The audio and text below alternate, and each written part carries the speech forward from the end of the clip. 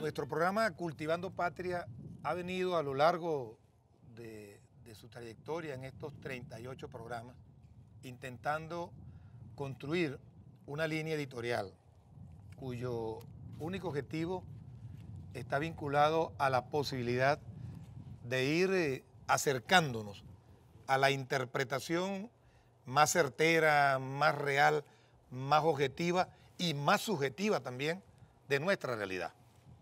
Y ha sido para mí en lo particular un soporte muy importante, en primer lugar, lo que el pueblo, nuestro pueblo, nos aporta con su sabiduría. Entendida la sabiduría, en palabras de Enrique Dussel, como la ordenación desde un horizonte de sentido, que permite una visión de la totalidad.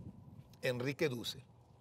Enrique Dussel también ha sido, para mí en lo particular, un pensador que en sus estudios sobre la posibilidad de desarrollar una filosofía de los pueblos originarios que nos permita irnos descolonizando desde el punto de vista cultural, que es al final del juego la esencia de todo proceso político, de toda revolución, la descolonización cultural y la construcción de un nuevo patrón, de un nuevo modelo de cultura. Y él, en el esfuerzo con otros pensadores del mundo, como Tariq Ali, como el profesor Sur Buenaventura de Sousa, han venido trabajando en esa posibilidad de construcción de una filosofía de nuestros pueblos originarios.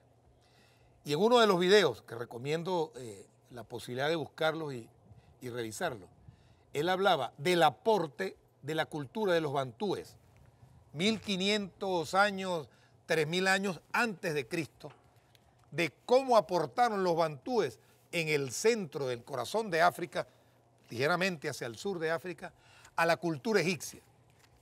Y cómo aportaron las culturas asiáticas, luego las persas, luego esa fusión que se dio allí en el Medio Oriente y el corazón de África, cómo aportaron a la cultura europea, que con el tiempo ha venido asumiendo una especie de patrón hegemónico, de la civilización,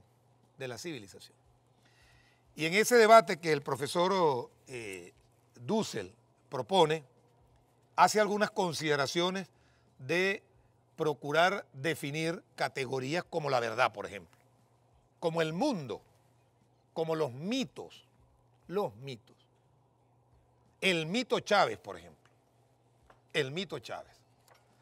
Y dice Enrique Dussel, en torno a los mitos, que el mito es un relato racional, donde priva la razón en base a símbolos. Y es, dice Dussel también, es el último horizonte de comprensión de la realidad. O sea que la comprensión de la realidad, al final del juego, tiene un componente mítico. Y ese componente mítico deriva de los símbolos. ¿Y qué son los símbolos? Señala también Dussel. Son interpretaciones que el ser humano, nosotros, la raza humana, hace de el contexto, de un objeto en función del contexto. ¿Para qué? Para darle sentido. ¿Y qué es el sentido? Señala Dussel. Es aquello que el ser humano, desde su mundo, desde su percepción, añade a la realidad. Es decir, algo tiene sentido cuando yo interpreto esta realidad que está aquí, este tractor, tiene un sentido en función de mi visión del mundo, pero también en función de su momento histórico, de su elemento cultural. Ahora me preguntarán ustedes, ¿y qué es el mundo entonces? ¿Qué es el mundo? El mundo, señala el profesor Dussel, en un debate hermosísimo que desarrolla con Buenaventura de Sousa, es el último horizonte de la comprensión del ser, el último horizonte de la comprensión del ser que atrapa la totalidad del sentido de la realidad, donde se tiene el sentido, la totalidad del sentido de la realidad. Y esa realidad, dice él, esa realidad cósmica, que es todo el universo, es no solo ahí en su percepción, sino también en lo histórico y en lo cultural. El mito Chávez, pues. El mito Chávez, que es para nosotros, por ejemplo, esa energía, esa fuerza, ese pensamiento, ese planteamiento en lo inmaterial, en lo intangible, esa idea que nos guía, como también es en lo concreto estos hierros, estos espacios que él rescató, que les definió un esquema de gestión y que los puso al servicio del pueblo porque vio en su concepto de pueblo, en el mito de pueblo, en el espacio de la humanidad donde se genera el poder soberano, que es en el pueblo, ¿verdad? Vio la posibilidad de que ese pueblo, con su visión, con sus mitos, con la valoración de sus símbolos, le diera concreción a la vida, construyera su felicidad, construyera su felicidad. Entonces nos llenó Chávez de espiritualidad, de inteligencia, de conocimiento, de ideas, de procesos, de métodos, de guía. Y yo hacía la analogía hace poco, con todo el respeto, repito, que le tengo a la iglesia y a la religión católica y al resto de las religiones. La comparación del mito Cristo, por ejemplo, que es un mito, como es el mito de la libertad, como es el mito del destino manifiesto que se arrogó el pueblo norteamericano cuando se dijeron ser señalados por Dios a la raza humana blanca para llenar de libertad y felicidad al mundo. Ese es un mito. Y ellos construyeron su patrón de felicidad, y ellos construyeron su patrón de desarrollo, y ellos construyeron su patrón de libertad. De libertad. Bueno, así como ese mito, el mito Cristo, que como señalaba yo en una oportunidad con el compañero Mario Silva, bueno, ¿qué nos trajo Cristo? Que no estoy tan seguro si Cristo era blanco, puro, creo que era judío, hebreo. Era una mezcla allí de pueblos que se fundieron en esa parte del mundo, al norte de África. Cristo nos trajo el mito del amor, el mito de la esperanza, el mito de la fe, el mito de la bondad. Y tenemos 2017 años creyendo y luchando por Cristo. Y por esa creencia, por ese mito, por esa fe, por esa esperanza, por esa bondad, los pueblos creyentes en Cristo dieron su vida. Fueron arrasados incluso en algunos momentos de la historia. Fueron perseguidos. Fueron perseguidos. Y destacan todos en sus lecturas, todos los cristianos, los milagros que hizo Cristo. El inválido que caminó, el ciego que vio, los panes que se multiplicaron, los peces que se multiplicaron, el vino que se multiplicó. Y yo me preguntaba, ¿cuántos ciegos, viejitos, que yo tuve la oportunidad incluso de verlos y llevarlos en nuestros aviones de Conviasa a la hermana República de Cuba, recuperaron su vista gracias a Chávez? ¿Cuántos muchachos que estaban paralíticos, inválidos por accidentes, por malformaciones, en sillas de ruedas, caminaron y están caminando?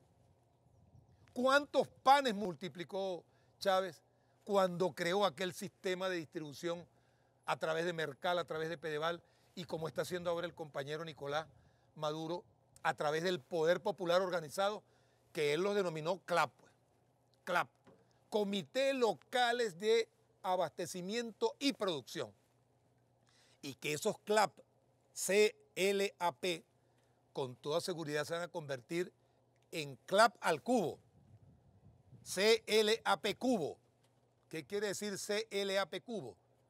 Comités Locales de Abastecimiento y Producción del poder popular político, poder popular político, para que asuman la vigencia, la construcción, el fortalecimiento de ese mito que se convirtió en legado, que se convirtió en esperanza, que se convirtió en proyecto, que tiene concreción en la realidad, que además lo estamos viviendo y que nuestros jóvenes, que quizás no tenieron la oportunidad de conocer a Chávez personalmente, sobre todo los jóvenes del 2002, 2004, 2005 para acá, porque eran muy niños, pero que ahora están siendo bombardeados a través de la basura mediática de las redes sociales, a través de la perversión de los medios de comunicación social, que pretenden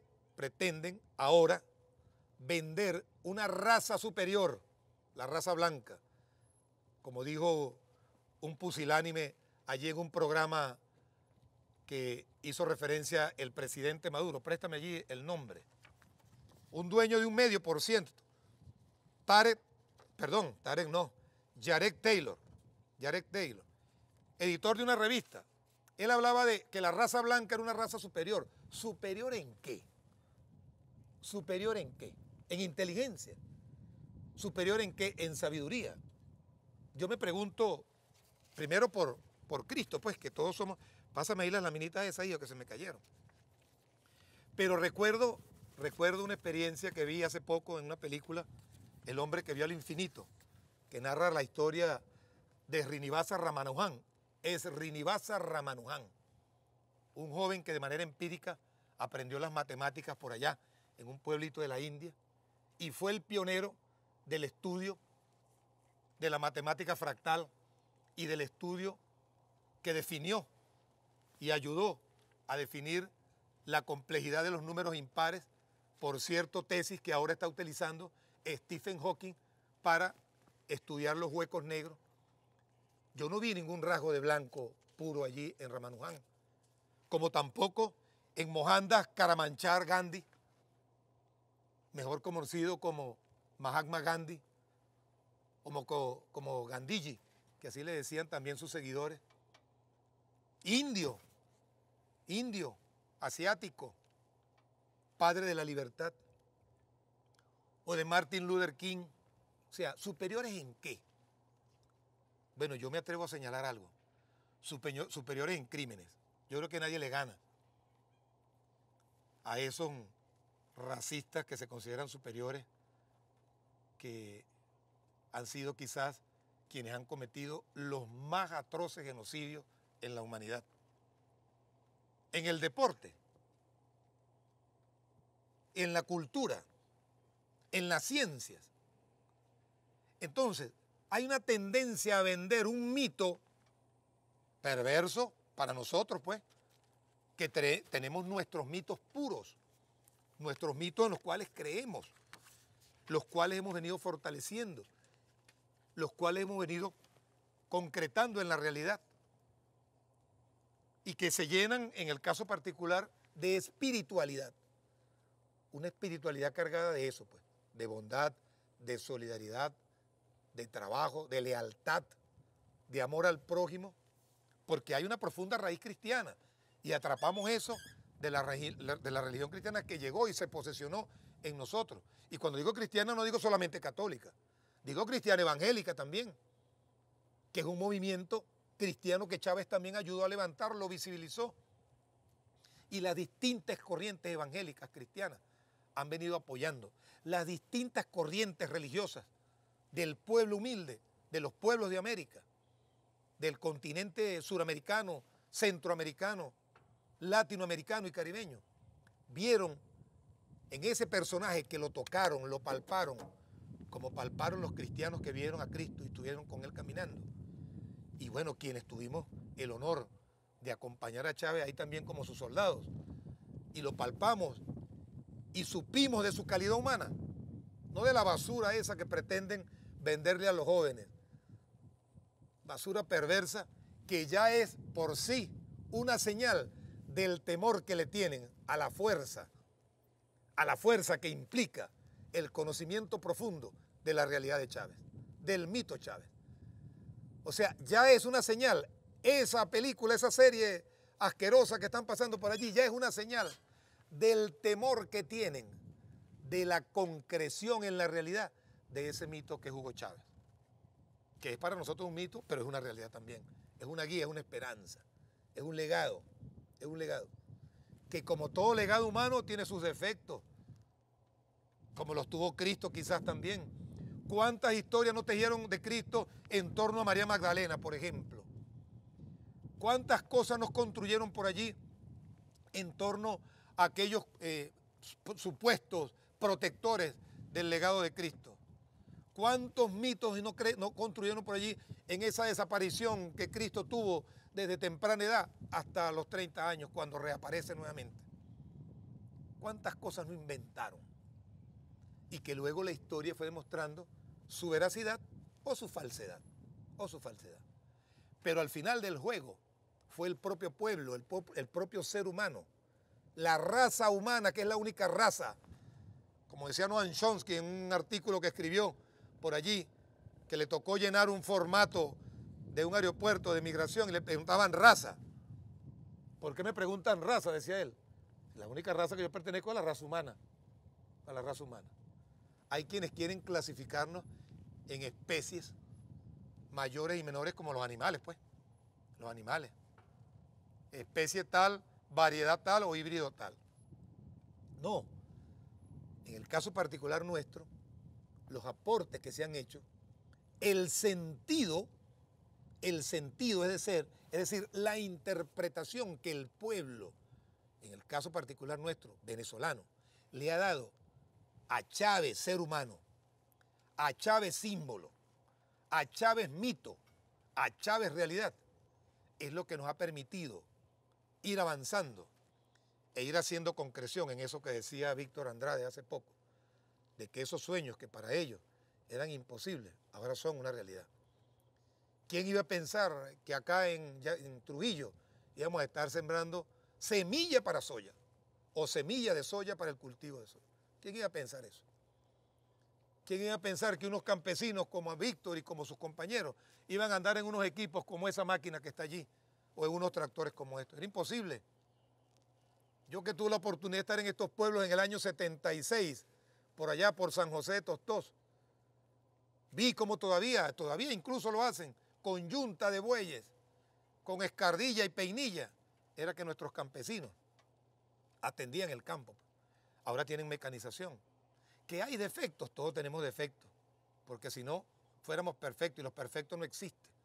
No existe lo perfecto porque no tiene defecto. Y somos humanos.